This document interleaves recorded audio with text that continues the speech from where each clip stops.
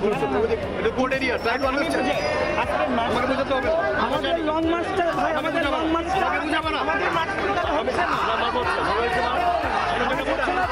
আমাদের মার্চ করতে হবে।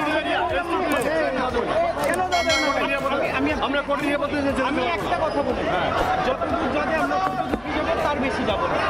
আমরা যেটা ডিমার্কেট করি না, আমি তো এটা বললাম, যতদূর যাবো ততটুকুই যাবো, তার বেশি যাবো না। যতদূর কোর্টের দিকে যাওয়া যাবে না, সেন্সিটিভ এরিয়া।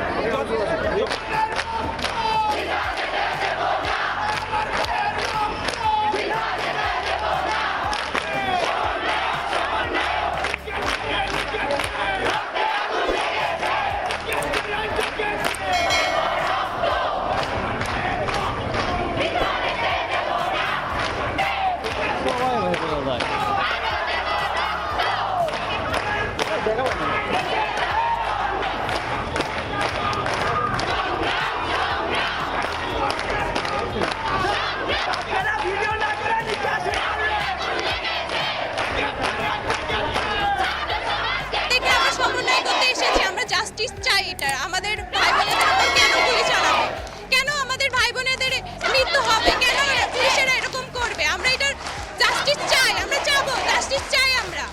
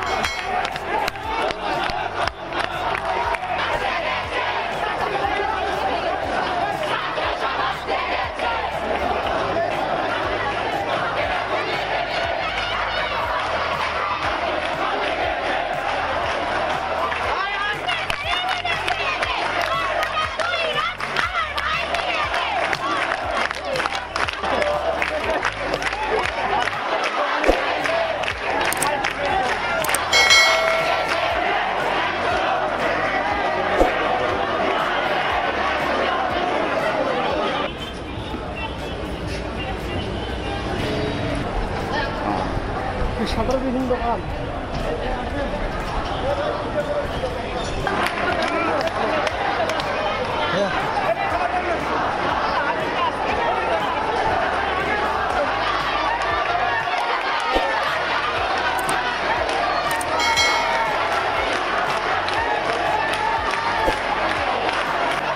যদি আমরা কর্মসূচি পালনের কথা বলি, তাহলে শুরুতে যখন ছাত্ররা একসাথে হতে চেষ্টা করে, একজন দুইজন করে, সেই মুহূর্তে আমাদেরকে নানাভাবে নানা জায়গায় বাধা দেওয়ার চেষ্টা করেছে। একজন দুইজন দেখলে তাদেরকে অনেক সময় ধরে নেওয়ার সংবাদ আমরা পাচ্ছি। এটা কতটুকু সত্য আমরা জানি না, তবে আমার ক্ষেত্রে আমি দেখেছি যে প্রত্যেক মোড়ে মোড়ে পুলিশ ছিল, তারা নানাভাবে ছাত্রদেরকে হ্যারাস করার ট্রাই করতেছে। কিন্তু পরবর্তীতে যখন অনেকে একত্রিত হয়ে যায়, সেই মুহূর্ত থেকে পুলিশ আমাদের সাথে এক প্রকারের নেগোসিয়েশন করে এবং এই নেগোসিয়েশনের মাধ্যমে আমরা এই পর্যন্ত আসতে পেরেছি। আর পুলিশ আমাদেরকে রুট বলে দিচ্ছে, আমরা সেই অনুযায়ী আমাদের মিছিল নিয়ে, আমাদের যে দাবিগুলো নিয়ে সেগুলো স্লোগান দিয়ে আগানোর চেষ্টা করতেছি।